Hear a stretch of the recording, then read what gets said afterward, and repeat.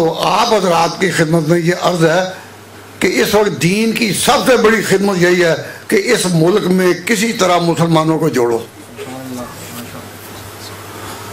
और मुसलमानों को जोड़ने का तरीका क्या है? इख्तिलाफात को दबाना नहीं।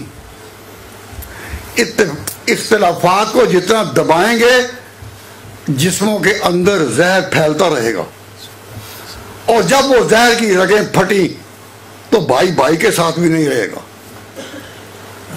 इन इख्तिलाफात को दबाने में इत्तेहाद नहीं, इख्तिलाफात को फैलाने में, लोगों को समझाने में और दिमागों से अपील करने में कि खुदारा इंसाफ करो, गौर करो, सोचो, इसमें इंशाअल्लाह अज़ीज़ हमें कुछ वहदत की किरण नजर आ रही है।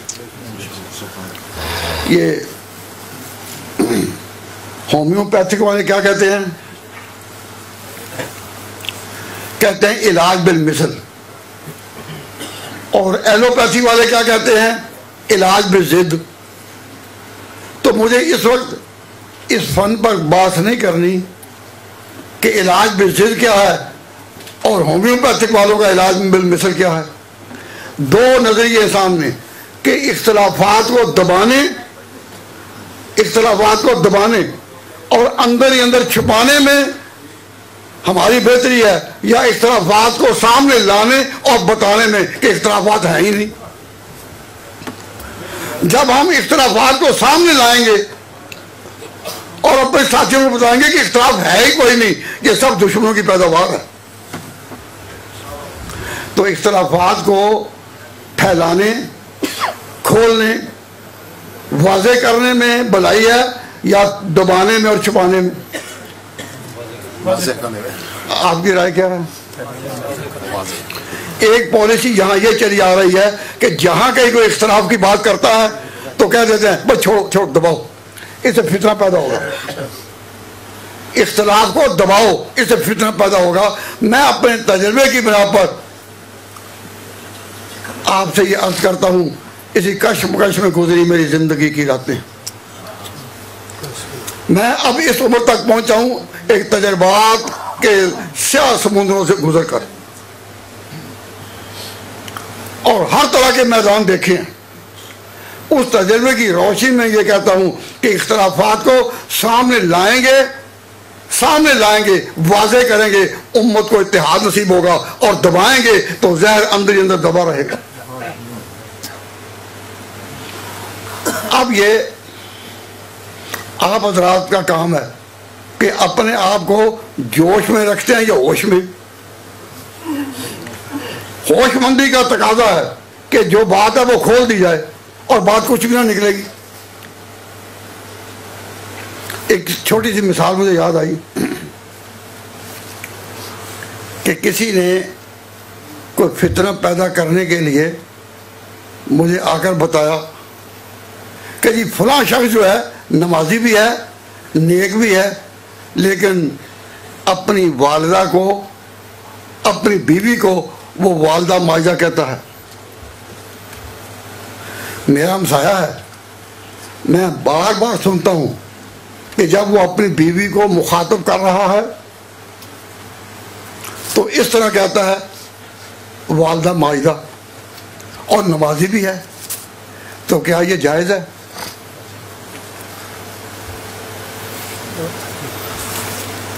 और इतने जोश में उसने बात कही कि वो चाहता था कि उसी वक्त मैं कोई फतवा सादर करूं।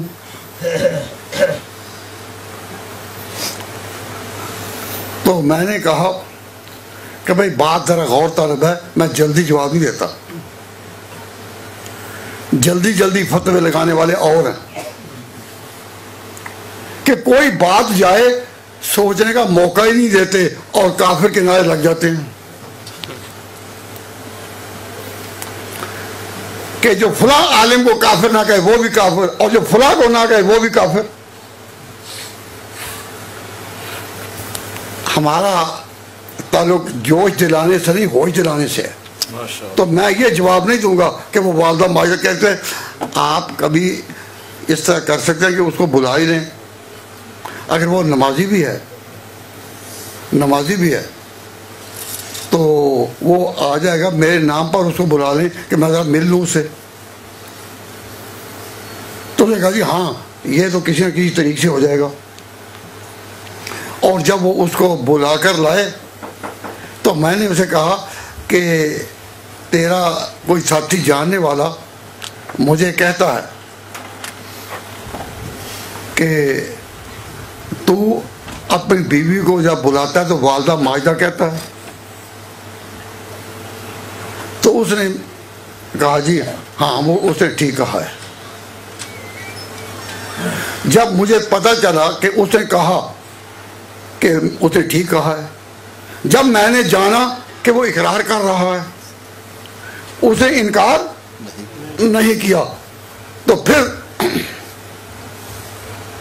मेरे ज़हन ने वाक़यात के दरवाजे पर दस्तक दी।